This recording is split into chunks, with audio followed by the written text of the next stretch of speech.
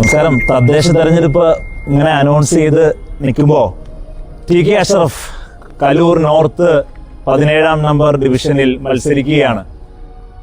കൊച്ചിയുടെ മട്ടാഞ്ചേരിയുടെ ഷർഫുക്ക ഇങ്ങനെ നഗരപ്രദേശത്തേക്ക് വന്ന് വീട് കയറി വോട്ട് ചോദിക്കുന്നു. ഒരു വലിയ സംഘം കൂടെയുണ്ട്. ഇങ്ങനെ നടവഴിയിൽ വെച്ച് നമ്മൾ കണ്ടുമുട്ടിയിരിക്കുകയാണ്. എങ്ങനെയുണ്ട് പ്രവർത്തനത്തിന്റെ ആദ്യ ദിവസങ്ങളൊക്കെ? വളരെ ആത്മവിശ്വാസമുണ്ട്. ഓക്കെ, വളരെ ജനങ്ങൾ നല്ല പ്രതികരണമാണ് ലഭിക്കുന്നത്. ഓക്കെ, സെയിം ആ പ്രദേശത്ത് പ്രവർത്തിക്കുന്ന പോലെ തന്നെ ഒന്നുണ്ട്. മട്ടാഞ്ചേരിയിൽ നിന്ന് മാറി വരുമ്പോ ഒരു നെഞ്ചിരിപ്പുണ്ടോ? കൊച്ചിയെന്ന് നമുക്കല്ലേ, കൊച്ചി നമ്മുടെ വീടാണ്. നമ്മളെ കൊച്ചി ഇപ്പൊ നെടുമ്പാശ്ശേരി വരെ പോയി. യഥാർത്ഥ കൊച്ചി ഞങ്ങളാണ്. ഇപ്പൊ കൊച്ചിൻ എയർപോർട്ട് എന്ന് പറഞ്ഞാൽ നെടുമ്പാശ്ശേരി പഞ്ചായത്താണ്. അപ്പൊ കൊച്ചി വിശാല കൊച്ചി എന്നാ പറയുന്നത്. അതെ. ഈ കഴിഞ്ഞ 2 ആഴ്ച മുമ്പ് മുഖ്യമന്ത്രി നാടിന് സമർപ്പിച്ചു നമ്മുടെ തുരുത്തി ഫ്ലാറ്റ് സമുച്ചയങ്ങൾ. അപ്പൊ അതിന്റെയൊക്കെ ഒരു ബേസ് വർക്കിൽ ഉണ്ടായിരുന്ന ഒരു തുടക്കം മുതൽ ഉണ്ടായിരുന്ന ആളാണ് ഷർഫുക്ക. ഞാനവിടെ 2010 കൗൺസിലർ ആയിരിക്കുമ്പോൾ 2013 UPA ഗവൺമെന്റ്, മൻമോഹൻ സിംഗിന്റെ ഗവൺമെന്റിന്റെ അവസാനത്തെ central sanction committee 2013 December 29 Rajiv ഗാന്ധിയുടെ പേരുള്ള രാജീവ് ആവാസ് യോജന എന്ന് പറയുന്ന ഒരു പ്രോജക്റ്റ് 67 കോടി രൂപയുടെ അംഗീകാരം തരുന്നത്. ഇന്ത്യയിലെ ആദ്യത്തെ ഒരു പദ്ധതിയാണത്. ആ പദ്ധതിയുടെ ആശയം തന്നെ, ഹൈറൈസ് ബിൽഡിങ്ങുകളുടെ ആശയം തന്നെ ഇന്ത്യയിൽ അവതരിപ്പിച്ച ഞാനാണ്. കാരണം ഞങ്ങളുടെ സർവേ നടത്തിയപ്പോൾ ഭവനരഹിതരായ 398 പേരുണ്ടായിരുന്നു. ഞങ്ങളുടെ കൈവശം 1 ഏക്കർ ലാൻഡുള്ളൂ. 1 ഏക്കർ ലാൻഡിൽ എങ്ങനെ 398 ആളുകളെ കുടിയിരുത്തുമെന്നുള്ളൊരു ആശങ്ക.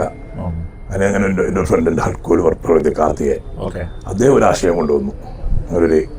നമുക്കൊരു ആദ്യമായിട്ട് ഒരു പുനരധിവാസ പ്രോജക്റ്റ് ഹൈറൈസ് ബിൽഡിങ്ങിൽ അവതരിപ്പിക്കുക.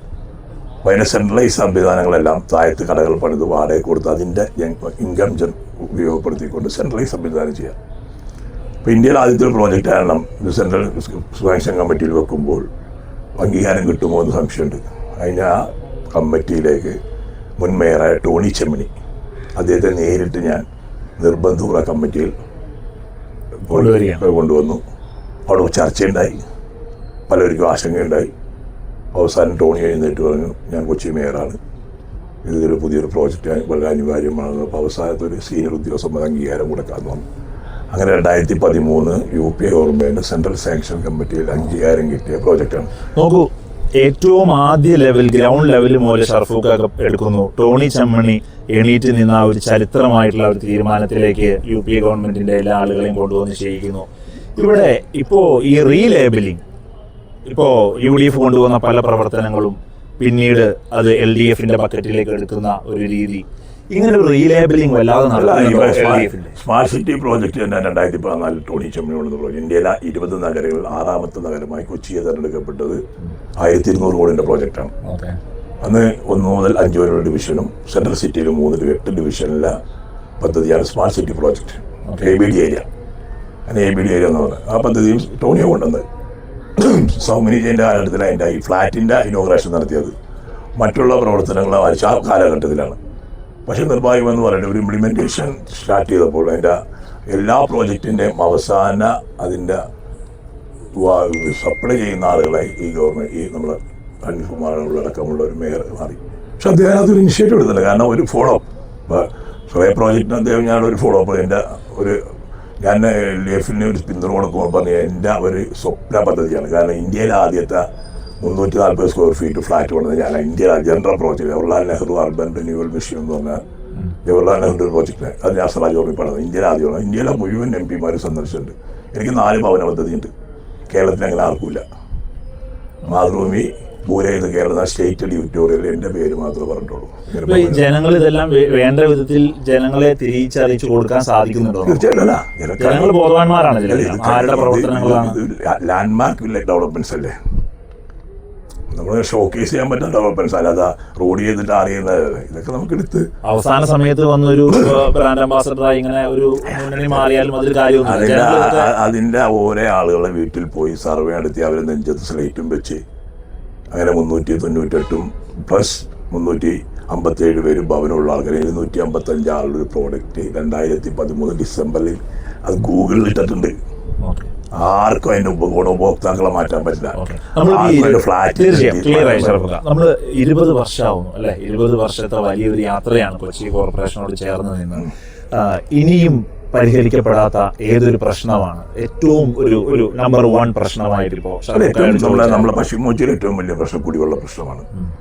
നമ്മുടെ ബൗണ്ടറി കനാലിലെ ശുചീകരണ പ്രവർത്തനം ഏറ്റവും കൂടുതൽ. പിന്നെ നമ്മൾ ഈ പറയുന്ന സ്ലം ഏരിയ, നമുക്ക് ഏറ്റവും വലിയ പ്രശ്നം വരുന്നത് സ്ലം എന്ന് ഷോക്കേസ് ചെയ്യാൻ കാണിക്കാവുന്നത് മട്ടാഞ്ചേരിയാണ്. അപ്പോൾ മട്ടാഞ്ചേരി സ്ലം ഷോക്കേസ് ചെയ്തതിന് ശേഷം പ്രൊജക്റ്റ് അവതരിപ്പിച്ച് അത് അംഗീകാരം വാങ്ങിയിട്ട് എല്ലാ പദ്ധതികളും അതിന് പുറത്താണ് ചെയ്യുന്നത്. കാരണം ഇപ്പോൾ DFID പദ്ധതി, ജനറൽ പദ്ധതി, Rajiv Awas Yojana, palm project, British government project, ഇതൊക്കെ നമ്മൾ അതിൻ്റെ കണ്ടന്റ് എടുക്കുന്നത് മട്ടാഞ്ചേരിയാണ്. പക്ഷേ കാശിടിക്കാനെ പുറത്തേക്ക് പോകും. ഈ നഗരത്തിലേക്ക് വരുമ്പോൾ ഈ വാർഡിലേക്കൊക്കെ കേന്ദ്രീകരിച്ച് നമ്മൾ സിറ്റി ബേസ് ചെയ്ത് നോക്കുമ്പോൾ എന്താണ് നമുക്ക് എനിക്ക് എന്നെ സംബന്ധിച്ച് ഈ വാർഡിലേക്ക് വളരെ ഒന്നും ചെയ്യുക. കാരണം ഞാൻ എൻ്റെ അവിടെ ഒരു പുല്ല് കാണാൻ പറ്റില്ല. ഇവിടെ കൊതുകും എല്ലാ വഴികളും വൃത്തികേടായി കിടക്കലാണ്. വളരെ മോശമായ നിങ്ങൾ എൻ്റെ ഡിവിഷൻ സന്ദർശിക്കാൻ 5-ാം വാർഡിൽ എല്ലാ റോഡും ഫുട്പാത്താണ്. എല്ലാ ഫുട്പാത്തിൽ സ്റ്റീൽ ഹാൻഡ് റെയിൽ വെച്ചു. എൻ്റെ 2-ാം വാർഡിൽ 3 പുതിയ പാലങ്ങൾ, ബൗണ്ടറി കനാലിലെ 67 കോടി രൂപ ഉപയോഗിച്ച് ബൗണ്ടറി കനാലിലെ പാർശ്വഭിത്തി പണികൾ, ഇന്ത്യയിലെ ആദ്യത്തെ അംഗീകാരം ഫോർട്ട് കൊച്ചി ഹോസ്പിറ്റൽ, 100 രൂപയ്ക്ക് ഡയാലിസിസ് ചെയ്യുന്ന 19 ഡയാലിസിസ് മെഷീൻ, ഒരു ദിവസം 38 പേരാണ് 100 രൂപയ്ക്ക് ഡയാലിസിസ് ചെയ്യുന്ന സംവിധാനം.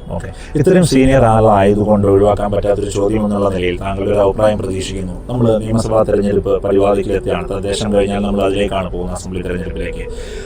ലീഗ് ഒരു കേഡർ പാർട്ടിയെ പോലെ ലീഗ് എന്നും ഒരു അച്ചടക്കം കാണിക്കുന്നു. ഒരു 2ാം കക്ഷിയായി ഒരൊറ്റ കെട്ടോടെ വർഷങ്ങളാവുന്നു ആ ഒരു UDF വലതു മുന്നണിയിൽ നിൽക്കുന്നു. ഈ ഒരു അച്ചടക്കം പലതും ലീഗിൽ നിന്ന് കണ്ടു പഠിക്കേണ്ടതായിട്ടുണ്ടോ കോൺഗ്രസ്? അല്ല, ഒരേ രാഷ്ട്രീയ പാർട്ടിക്ക് ഒരു പ്രത്യേകതയല്ലോ. ലീഗിൻ്റെ പ്രത്യേകതയല്ല CPM-ൻ്റെ പ്രത്യേകത കോൺഗ്രസിനുള്ളത്.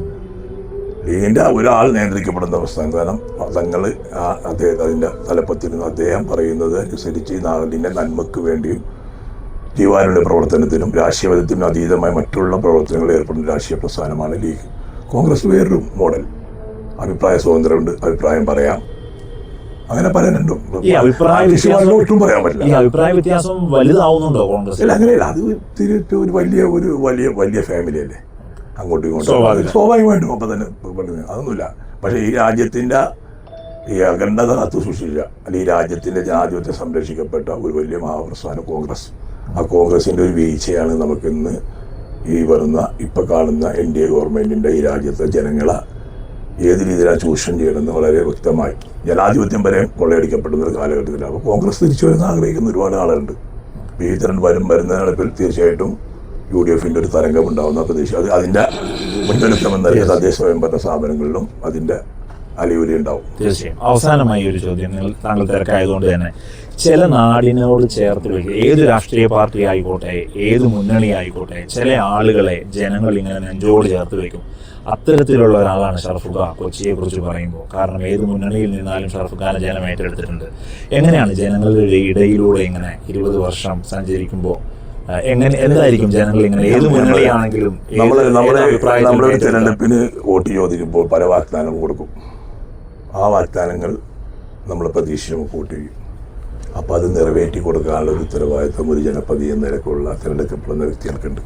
അപ്പോൾ അവരെ ബുദ്ധിമുട്ട് പരിഹരിക്കുക, അവരെ ബുദ്ധിമുട്ട് കുറച്ചു കൊണ്ടുവരിക. അതാണ് ഞാൻ പറയുന്നത്. എൻ്റെ മട്ടാഞ്ചേരിയിലെ എൻ്റെ പ്രദേശത്ത് 3 ഓഫീസാണ് ഞാൻ പ്രവർത്തിക്കുന്നത്. ആ 3 ഓഫീസിലും പൂർണ്ണമായ സൗജന്യം എല്ലാ സേവനവും. വരുമാന സർട്ടിഫിക്കറ്റ് എടുക്കുക, ഉപജീവന സർട്ടിഫിക്കറ്റ് എടുക്കുക, റേഷൻ കാർഡ് എടുക്കുക, ഒരു പൈസയും കൊടുക്കണ്ട. അപ്പം ജനങ്ങൾക്ക് എവിടെയും പോയി വന്നെത്താവുന്ന ഒരു അസ്ഥാനി ആണത് ഞാനെന്നുള്ളൊരു തോന്നലുള്ളത് കൊണ്ടാണ് ജനം എന്നെ ഏത് വാളിൽ നിന്ന് മത്സരിച്ചാൽ വിജയിക്കും. ആ ആത്മവിശ്വാസമാണ് എന്നെ ജനം 2 കൈ നീട്ടി സ്വീകരിക്കുമെന്നുള്ള ഒരു ആത്മവിശ്വാസമാണ് 17 കിലോമീറ്റർ ഇപ്പുറം വന്ന് മത്സരിക്കുന്നത്. ആരും ധൈര്യപ്പെടാത്ത പാർട്ടി എന്നോട് ഉത്തരവാദിത്തം എടുക്കാൻ ഏറ്റെടുത്തു. ഞാൻ എന്നെ തിരസ്കരിക്കണോ ഏറ്റെടുക്കുന്നോ ഇവിടുത്തെ സമൂഹം തീരുമാനിക്കും. എൻ്റെ പ്രവർത്തനങ്ങൾ വിലയിരുത്തും. യാതൊരു സംശയമില്ല, ഞാൻ തിരഞ്ഞെടുക്കപ്പെടും. എല്ലാ ആശംസകളും.